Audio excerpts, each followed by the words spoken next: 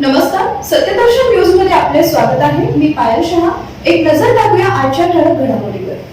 केंद्रीय अर्थसंकल्प 2026 मध्ये या वस्तू स्वस्त तर या वस्तू झाल्या महाग.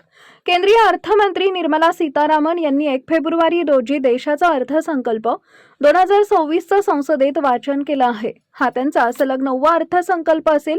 अर्थसंकल्पामध्ये कोणत्या गोष्टी स्वस्त झाल्यात आणि कोणत्या गोष्टी महाग झाल्या याकडे सर्वांचं लक्ष होते. आता महाग झालेल्या गोष्टी समोर आल्यात, तसेच दररोज उपयोगात येणाऱ्या काही वस्तू देखील स्वस्त झाल्या आहेत. बिडी, बूट, कपड्यांची निर्यात, सीएनजी, परदेशी प्रवास, चामड्यांची निर्यात, बायोगॅस, ओव्हन किंवा संबंधित वस्तू, बॅटरी साथ, गंभीर आजारांची औषधं, डायबेटीजची औषधं, मच्छीमारांसाठी निर्यात स्वस्त, परदेशात शिक्षण घेणे आदी होणार स्वस्त. दारू, सिगारेट, खनिजे, स्क्रॅप या वस्तू महाग होणार आहेत.